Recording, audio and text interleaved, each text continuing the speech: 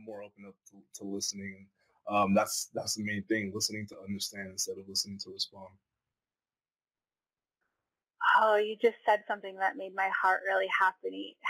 Listening to understand, not to respond. Yeah.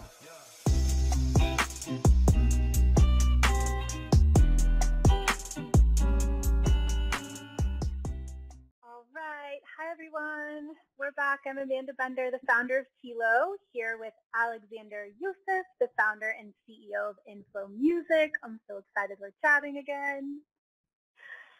So let's start off. I want to hear about you. Like, what's going on with you? What's your story? How did you come up with INFLOW Music? Cool. Yeah. So let's start at the beginning of my life. No, I'll try to keep it short. But I am a Eritrean American immigrant. I was actually born in Ethiopia, moved out here like 1999, and lived in Dallas ever since. Recently just moved to LA though. I'm out here in Culver City. But my whole life, I played sports. I went to Texas Tech, and really where my professional career got started was when I found economics. Completely got enamored in and everything. That was really the only subject that like really stuck out to me, and I really gravitated towards too in college. And around the same time, I found out about cryptocurrency, which will lead to what I'm doing with INFLOW, and so we'll get back to that. But really, my whole professional career has been in the tech space. So I worked as a business development professional for companies like Splunk, AppDynamics. So in the application performance monitoring space, and then also GitLab, doing software development life cycles, and really just talking to CIOs, IT directors on how to make their lives easier, how to make their teams more efficient. And so that was kind of my 9 to 5, right? But after that, like my 5 to 9, basically, me and my buddy Josh Hunt, shout out to him and the people at Bolt, we started to manage a recording studio at first, right? And so that was bringing in talent, helping them with the business side of things, recording studio. And so from there, it quickly graduated towards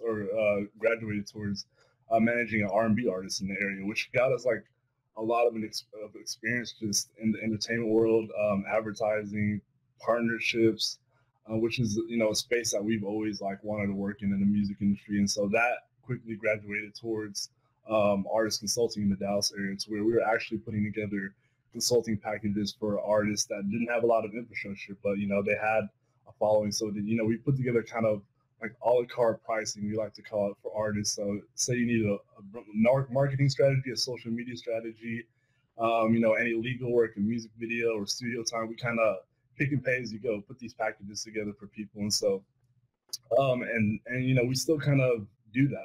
The team out in Dallas is still doing that. And so check them out at ETA Bolt. But to INFLOW, right? Going back to college, one of the first like crypto currencies I discovered was Ethereum, and the use case was around Ujo Music, and that was the company. And so that was around actually putting your money into artists, right? And so, which kind of has a similar feel of what I'm doing in INFLOW. And so I was like, okay, there's a company that's working on this right now, so they'll be developed. It turns out, I got to do this on my own, and the space hasn't developed like quite as well as I thought it would. So that's why I'm doing it. So, and really our main thing that we're trying to accomplish here is giving artists a new revenue stream, and then also fans, allowing fans to get rewarded or get reimbursed or ROI, whatever you want to call it, from supporting their favorite artists. And so the frustration of mine is like, say you find a coin like Ethereum, or you say you find a low, penny stock, you get a return on investment from, your support early on, versus the artist. People are spending their time, energy, and money already without any return on their investment. So that's kind of the problem that we're trying to solve, and we're doing that through data. And so how did you actually get interested in cryptocurrency? Was it a friend? Were you doing research? How did you find out about it? Yeah, so I don't know if you're familiar with Bovada, but it's a betting and sports betting website. I was trying to bet on an NFL game. I forgot what game, but they said you needed Bitcoin or Ethereum, and I went to Coinbase. And I was like, what is this? And so I completely fell down that rabbit hole. It was like 2016. I learned about like triple entry accounting, as odd as that is, being able to verify and cut middlemen out. And so, yeah. And yeah, tell me a little bit more for people that don't know what that is about. So Ethereum is basically, they call it Web 3.0, right? Consider and blockchain is really the technology behind that. It's a trusted system to where you don't have to worry. Think of it as a huge Google spreadsheet, right? A general ledger to where everything's accounted for, and so you can't change that. It's immutable. It's very secure, and it basically cuts out the middleman. Basically, what the banks are doing right now, that is what blockchain is doing, cryptocurrency is doing. And Ethereum allows you to have things that are called decentralized applications that have no central point of failure. So things like creating a whole new markets, like I said, Ujo music, being able to put your contract on the blockchain, or even having a crypto collectible tied to an artist, like a sports card, basically, or putting a painting online. And dividing a Basquiat painting into a million pieces, and everybody being able to have ownership. And so the use cases are endless, but think of it as a way to cut out the middleman. Yeah.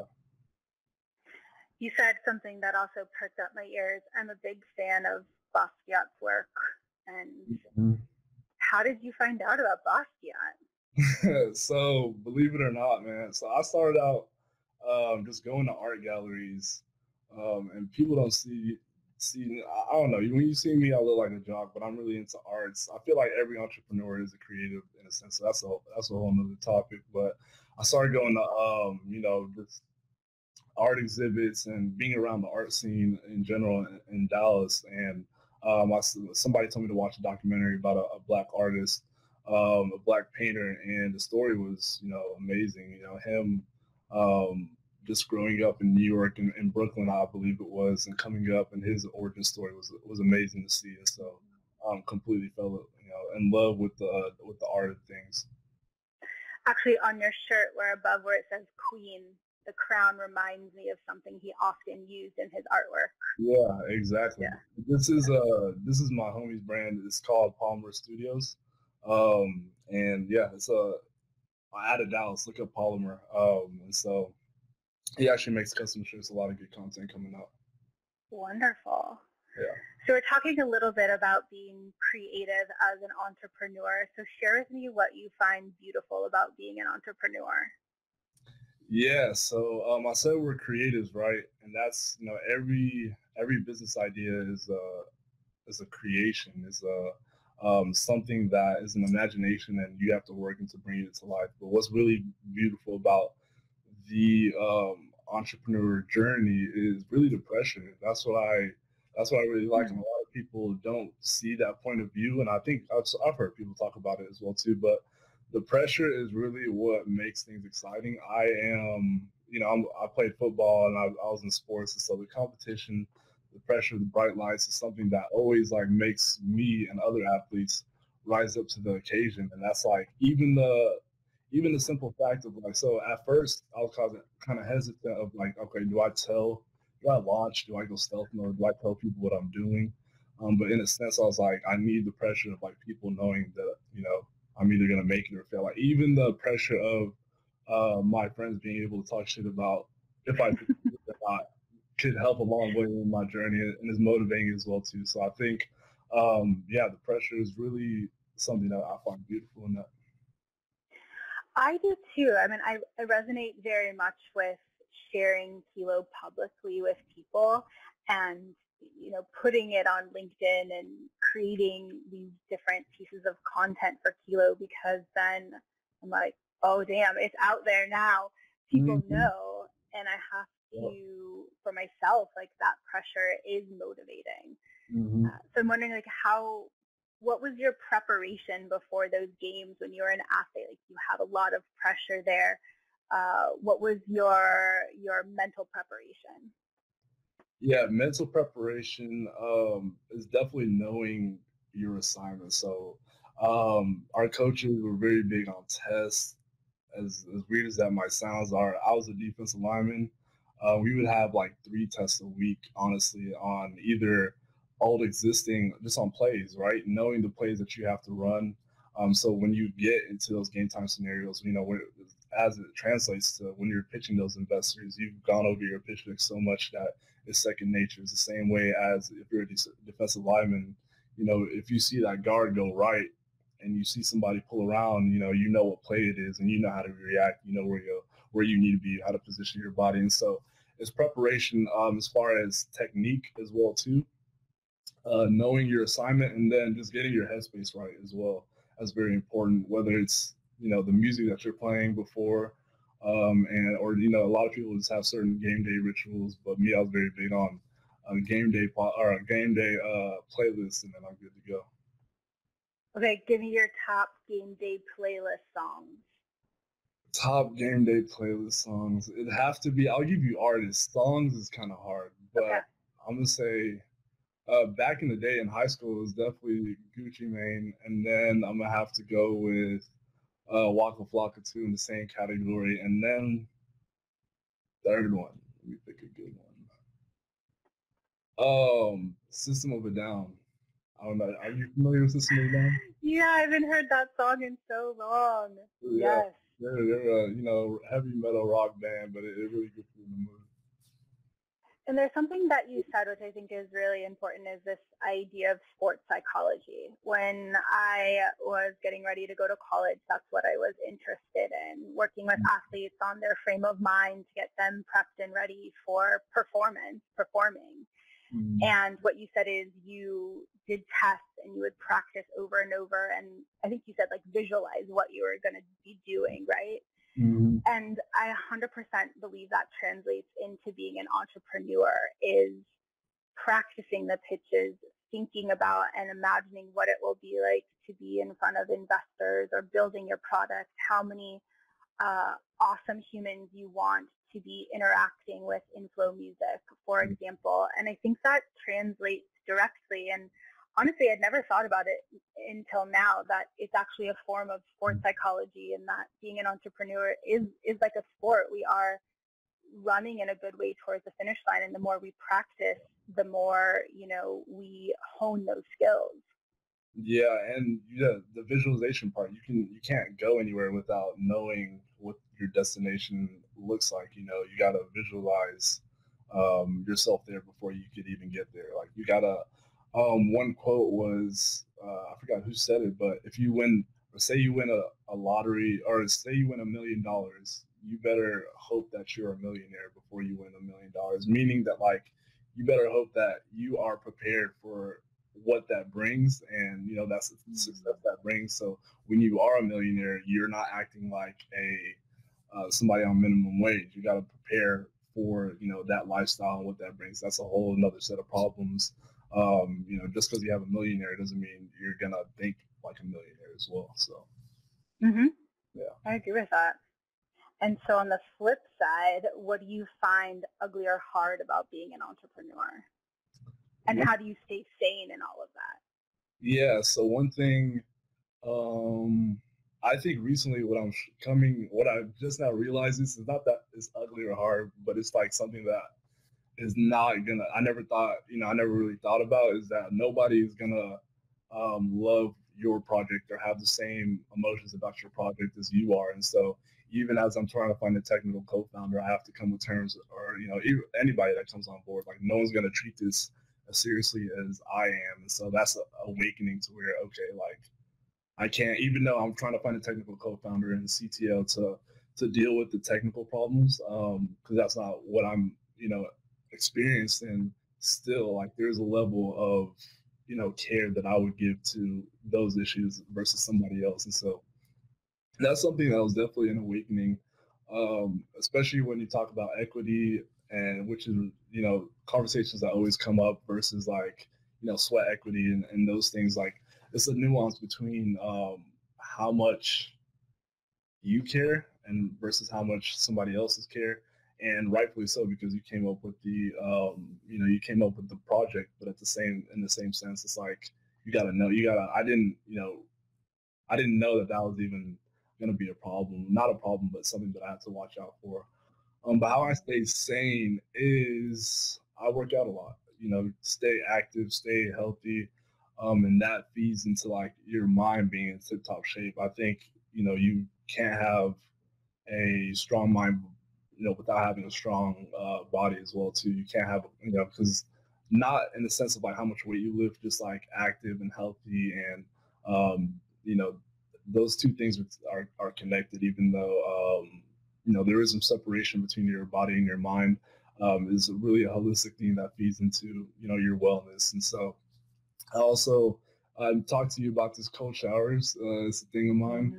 Mm-hmm. Making sure that you're shocking your system and doing something hard. Same thing with working out. Like if you are doing something hard every single day, these problems, you know, like my thing is entrepreneurship is difficult in the sense of like it's new problems that I haven't really faced before, but it's not hard in the sense that like you're only battling yourself. Like yeah, there's competition with companies, but you know, versus football or any other sport, you have to not only worry about yourself, but a whole other person, whole other team on the other side of you. Mm-hmm. So keeping your mind right, journaling as well too is some things I like to do. Yeah, so there's three things I want to ask you from that is, so first, who taught you about physical wellness? And when did you learn about physical wellness? So I want to say nobody really taught. I guess the coaches taught me about the importance of, you know, physical wellness. But I don't think they. I think I taught myself about the importance of physical wellness. They taught me how to work out. They taught me how important working out is for your game. But really, it was like after I was done, you know, playing sports. That's when I was like, okay, like I definitely feel different when I don't work out. You know, I feel because I was, you know, for maybe more than 10 years of my life, I was working out like almost every single day, except for like maybe weekends, like from middle school to uh, the first 2 years of college, I was working out. So like in a competitive landscape. And so when you're done with that, right, there's almost a shock that every athlete goes to. Is like, all right, what do I do next? Like that's why, you know, I was so happy I found economics, but it's like you got to learn. This working out is important, but it's different for everybody else. You know, some people might be doing yoga, some people might be, you know, weightlifters, and so I think myself is who, you know, that's how I've really figured out the importance of, you know, mental and physical wellness. And what do you do? What do you do to, in your workouts? I'm interested. Yeah, so I still kind of do the same things, you know, as I did in football. A lot of power cleans, a lot of sprints, running. I take up boxing too. Boxing is a good way to. I don't like long distance running, so boxing is really good cardio. You know, power lifts for sure. Box jumps. I try to mix it up, you know, as much as I can. I have a gym out here that like has a wide range of, you know, toys. I like to call it, like from tires to flips to sledgehammers to boxing bags. So I like to mix it up. I love good old sledgehammer on a tire. It's a great way to get out like stress, get some good endorphins flowing in the body. Mm-hmm. I too played sports in high school and college, and after college, it was something I continued to do. I ran for a while, and then, was introduced to like HIIT workouts Mm, and high intensity interval training. for sure. And sometimes people would ask me, how do you move more days than not? How do you work out 4 days than not? And I would share, well, when I wake up, or when I've set a calendar reminder, I don't actually have a conversation with myself of like, do I want to go or not?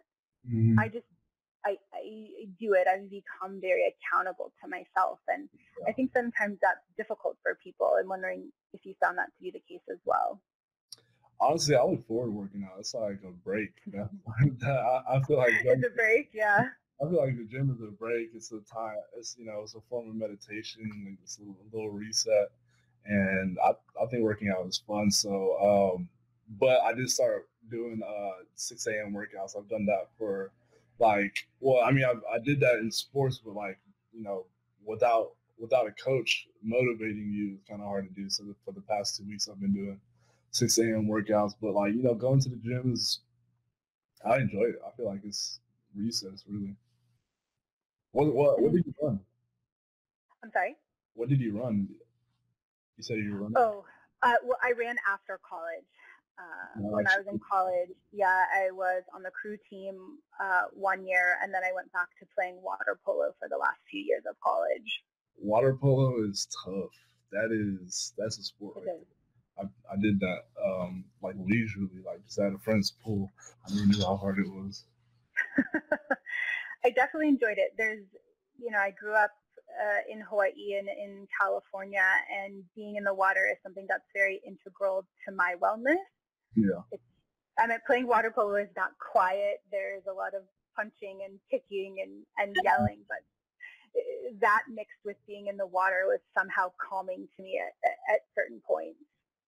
Yeah, and the same thing is like being out in nature is calming too. Like being out in the water, like when I threw discus, it was very calming because you're just out there in the field, right? And yeah, you're straining to get that throw right, but it's still like it's almost like playing golf as well too. Any activity where you're just outside and you're either sweating or you're just with the elements is always good, I feel like. And I think doing these hard things creates mental fortitude in a person. Mm-hmm. And it really translates well for me into entrepreneurship and having to put on that mental fortitude helmet sometimes. Like you said, you're really going up against yourself a lot of the time. Mm-hmm. And going back to the cold exposure, I find that doing that hard thing more days than not also helps me create more mental fortitude. So how did you find out about that, and why did you start doing the cold showers?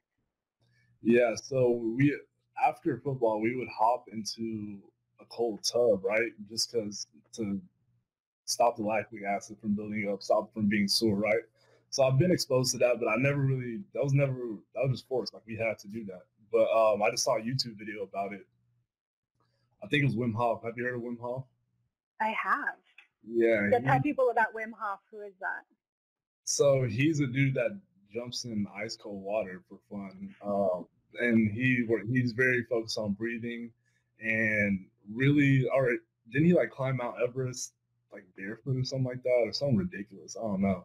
He's just a crazy dude. And he talks about the mental aspect of the things. And my friends really, they get annoyed at me because whenever I tell them or whenever they complain about it being hot or cold, I'm just like, bro, it's mental. Like I tell them that. They get pissed with me about that. But he put me on into breathing techniques. Like he has a YouTube breathing video, and then just he had a podcast with Joe Rogan about cold exposure, and they're talking about just cold showers as well too. So that's how I learned about it at YouTube University. I like that, YouTube University. Mm-hmm. Yeah, I learned about him a few years ago, and then I was actually in Amsterdam in 2019, and I just got really interested in understanding his story. And for people that don't know, actually, his wife had severe mental illness and committed suicide. And he's really, really depressed. And he stumbled upon cold exposure. I don't remember exactly where he was. And he realized that it helped calm his sympathetic nervous system and created this very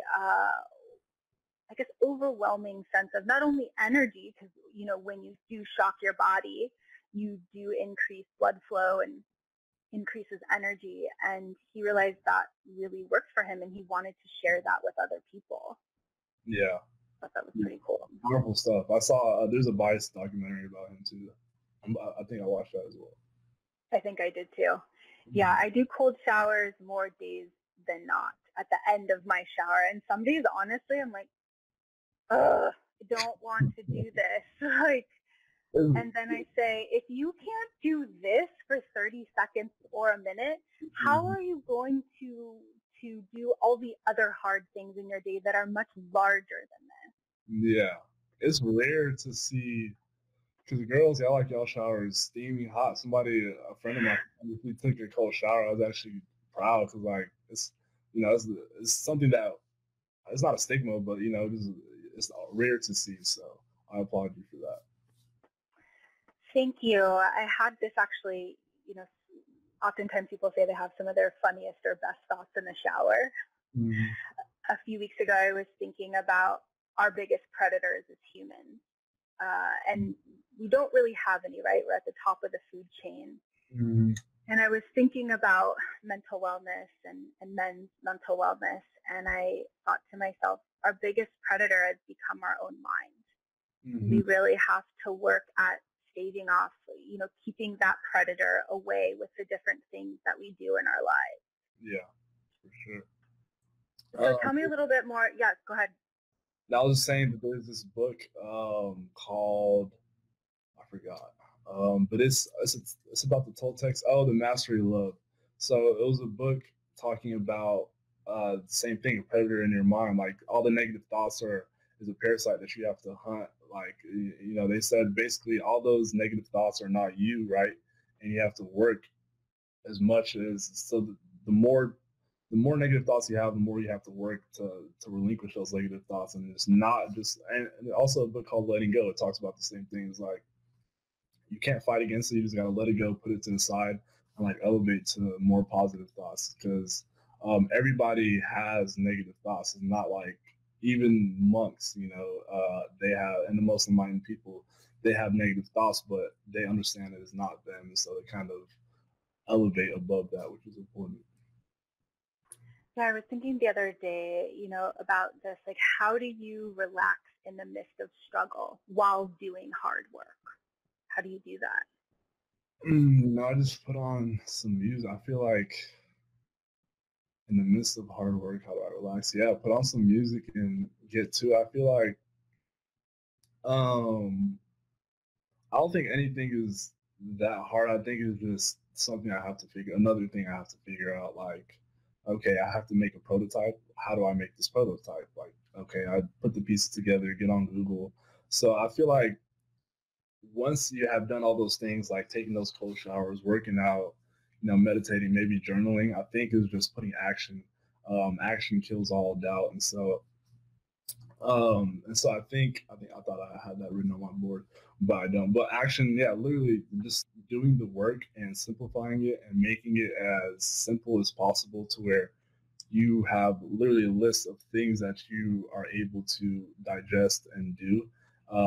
Really takes all it's hard out, because as soon as you start doing it, it's like, okay, it's not that hard. So I think action is the first step into doing that. And me, my company's about music, and I am in this for a reason. I just put on some music, put the bass loud, and get to it, really. And so tell me, the last thing you said was about journaling. How did you find journaling? How do I find journaling? I forgot what book it was. I think it was a book that just told me about writing your goals down. Think and Grow Rich. It talked about writing your goals down and like what you would do to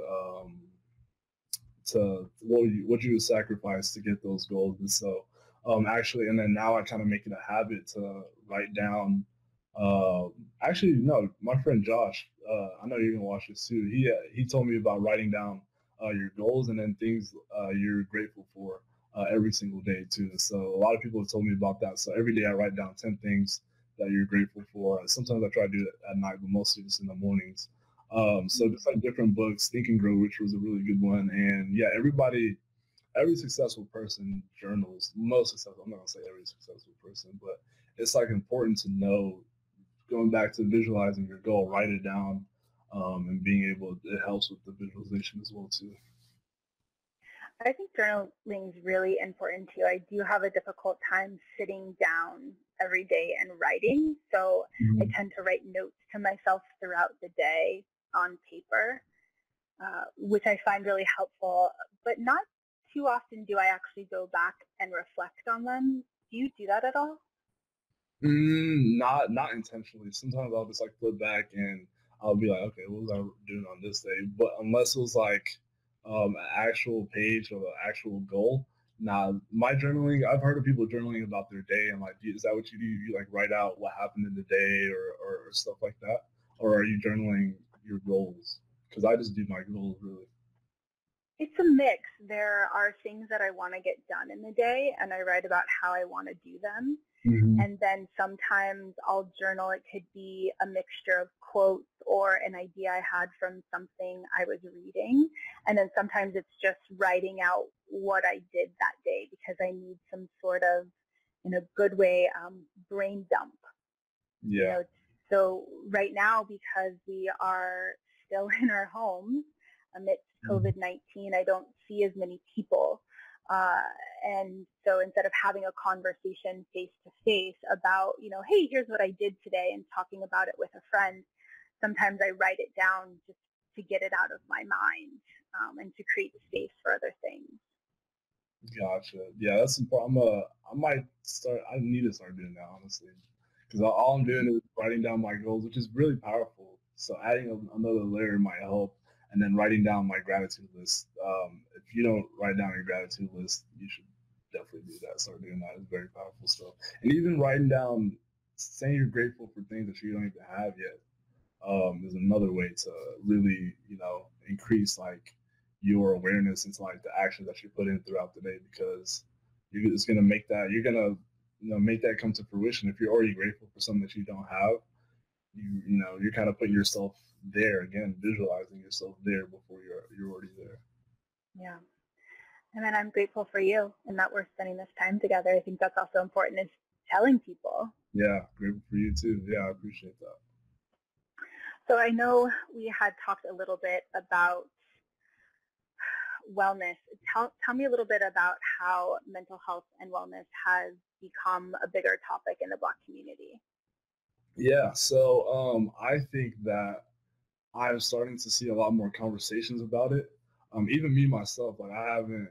My view on like mental wellness and mental health is really just like this past year. That's when I really got into it. Like even when I would hear stories about people being depressed or people having anxiety, or let's say people being depressed, for example, I would kind of like look at that and be like, okay, like let's take you to Africa and see how other people, are living, and maybe that'll fix your depression. When it's like it's not that simple, and it's like not as hard, it's not as easy as that. And so my views really just changed on that, and so there's been um, uprise, or a rise in consciousness overall, but specifically in the Black community, we're starting to be more comfortable talking about mental health, going to therapists. And one thing that kind of I noticed, like when I'm very big on books, right? And so as I start reading a lot of these, old thought leaders like let's say Earl Nightingale or Bob Proctor, or people in that lane, right? They have it. It's rare that you come across somebody Black has is making books like that, like Think and Grow Rich. When I really thought about it, it's like okay, like literally all our thought leaders have devoted their time to the civil rights movement. Like people like Malcolm X, like Martin Luther King, like think of if MLK was focused on thriving instead of surviving, not having to focus on the civil rights issues of his skin color, like which is not our fault, which is something that we shouldn't have to be the ones fixing that. That's a whole other topic. But think about all the civil rights leaders, Malcolm X, like I said, instead of focusing on the civil rights movement, focusing on the mental health movement, the consciousness movement, how far along, how much more examples that we would have the world would have. And so I think there's definitely a shift happening, and it's really good to see. And when you recognize that shift, how did you get involved? I know you said you read a couple books, but is there any other way you found yourself getting more involved in mental health awareness within your community? Yeah, definitely just opening up the dialogue. I think that's the first step. Being able to like have conversations with people, recommending books to people as I see fit. Like a lot of my homies are getting into the movements as well. They're all smart individuals, um, but recommending books that would open them up to like new like way of the superior man is a really great book that I recommend to all my friends. And so starting the dialogue, being open to criticism, like whether it's a girl telling me about toxic masculinity or different stigmas in the community, I'm more open up to listening. That's the main thing, listening to understand instead of listening to respond. Oh, you just said something that made my heart really happy. Listening to understand, not to respond. Yeah. Talk we talk a lot about that in the therapeutic community about active listening Mm-hmm. and how important that is to really listen to what the other person has to say before you either speak over them or to create that space in your mind where, I'm listening to every word that you have to say and I'm tracking with you and not going off into my own conversation about all the things I want to say and not actually absorbing and listening to what you have to say. It makes my heart so happy that you said that. It's important. It's very important. And you mentioned toxic masculinity. What does healthy masculinity look like for you? I think healthy masculinity. I'm still trying to figure that out. I'm the one that even brought up the subject, but I know first we have to figure out what toxic masculinity is. Like we know what it is, right? But on a case by case, for an individual, you got to realize your toxic traits, and then move to a space to where you're using your masculinity for good, right? And so you are being that provider. You're being that protector, but you're also not taking advantage of that. You're not taking advantage of your strength or your position in society, and making room for people of lesser circumstances, right? Being able, yeah, just I think it's really stepping into um or getting away actually from those stigmas of like, oh, you got to be a macho man or you can't show emotions. And I think it's a lot of people's infatuation with like being an alpha male. Like, first of all, like, if that's what you're concerned about, if whether you're an alpha male or not, then you have your answer if you're an alpha male or not. And so that's all I'm gonna say about that. But just being open to, like, first being a good human. That's like healthy masculinity. Not getting, not having this ego about yourself that blocks you from being the best person possible, and using, because everybody has masculine and feminine energy, right? It's just how you use it. And some people have more than others for sure, and it's, you don't always have to be a male to have more masculine energy. So using your position in society for good. I think that's healthy masculinity, and not taking advantage of that, not taking advantage of Mm-hmm. your position in society. I think that's really important. I'm not even sure I fully understand what an alpha male is either. I know society has shifted some of that definition over time, but I want I just want more men to talk about healthy masculinity, like you said, being a provider, supporting your community. How do you do those things? For sure. First is, edifying, putting people onto these topics, and then it's like making sure I am putting people in places or connecting people. I think that's, you got to use your own skills. So I think I'm a great connector of people. Like, I know, oh, this person's doing X, Y, and Z, so I know this other person that would be really good, and connect with people. But another way I'm just doing that in my community is, standing up for people when you see they're being taken advantage of, whether they're a male or female, like being able to impose yourself in the most possible, or in the most positive way possible. And so there's actually a TED talk that I saw, and they measured, you know, they measured different characteristics of alpha males and like chimpanzees. And one of the characteristics that was like evident within the alpha male chimpanzees was they had a lot of empathy, and then they were givers as well too. And so that just kind of shows you that like our stigma is kind of off on that. And it takes a lot of empathy also to listen, to understand, and not just to respond, really connecting with other people. And I think empathy is a really important topic as well. How did Mm-hmm. you learn about empathy as a man? I think I heard. I think.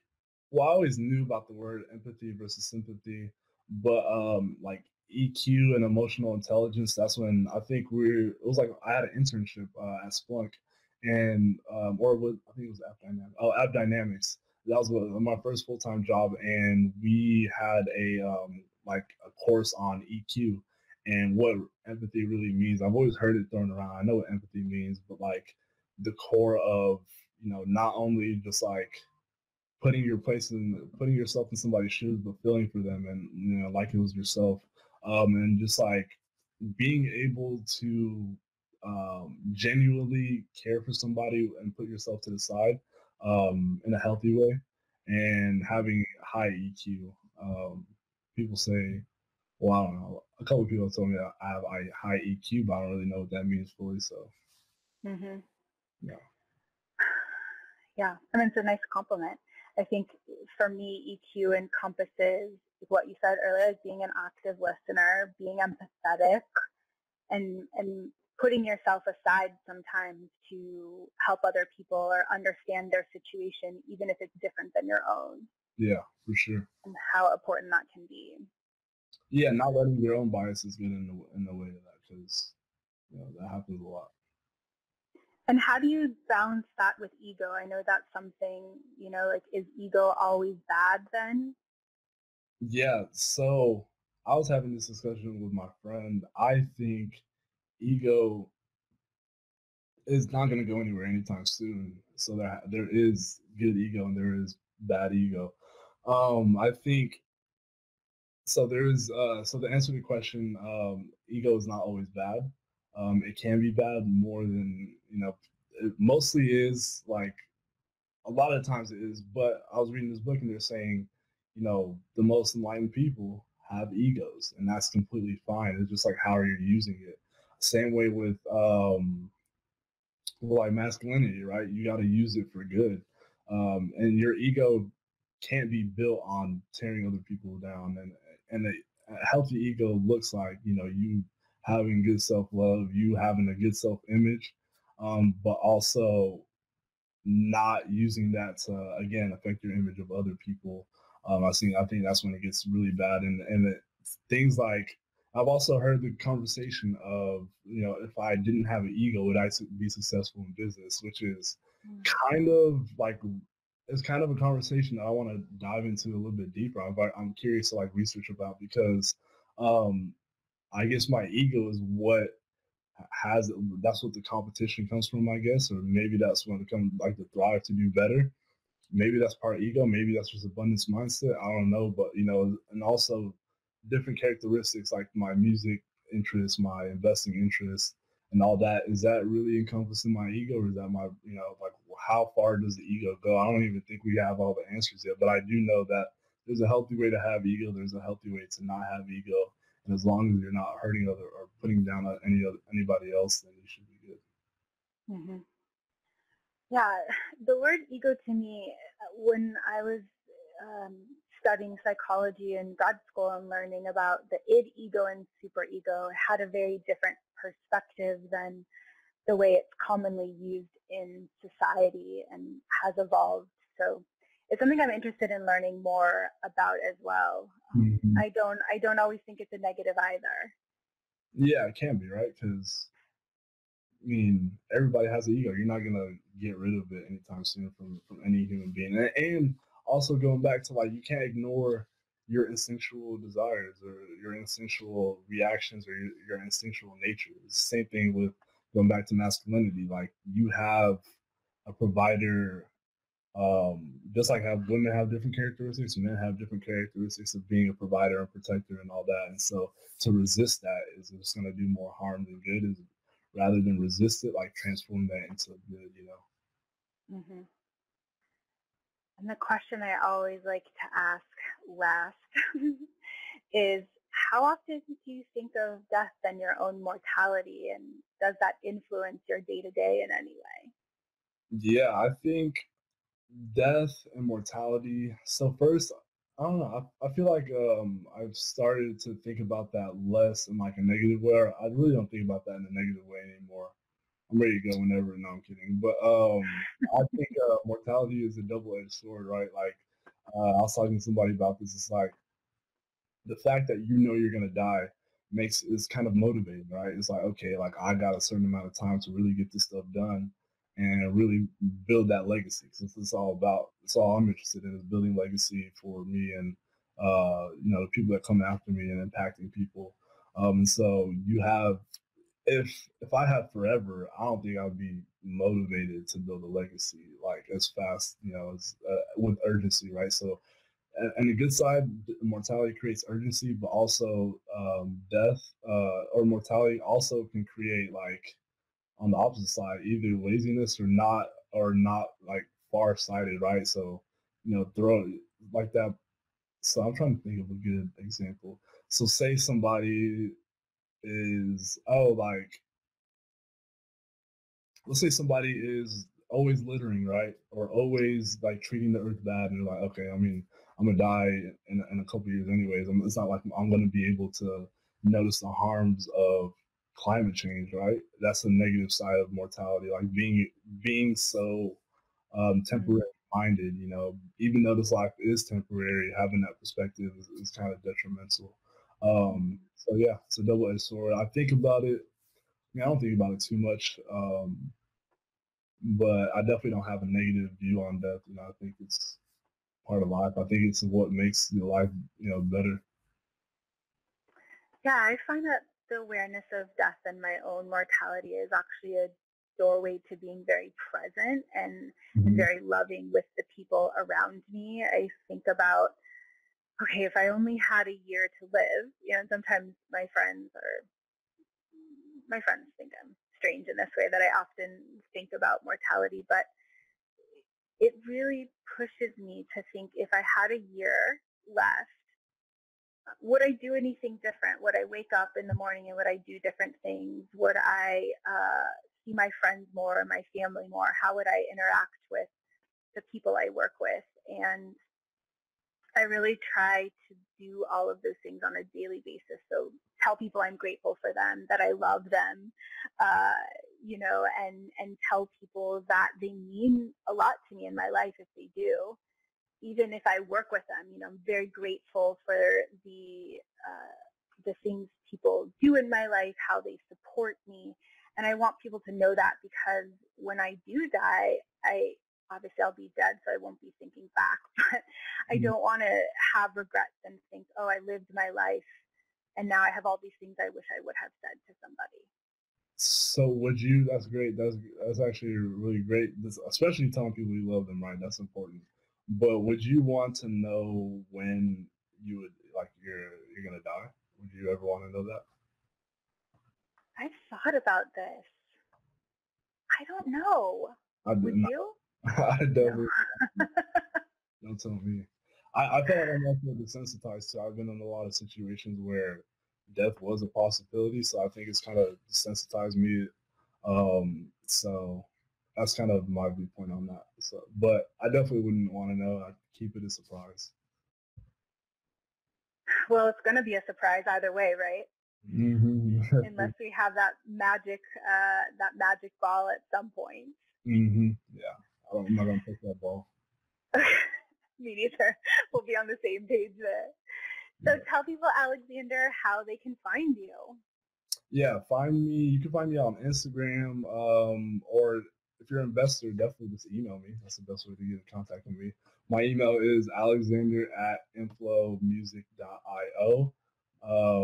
That's my email. My IG is Alexander double underscore YO.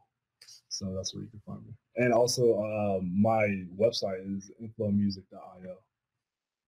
Awesome. And we'll link to that in the show notes. Thank you, everyone. Be well, wonderful humans, and mahalo. Peace. Thank you so much, Amanda. You're welcome. I also want to give a shout out to Startup Hut, who's working with Kilo to develop and produce this podcast.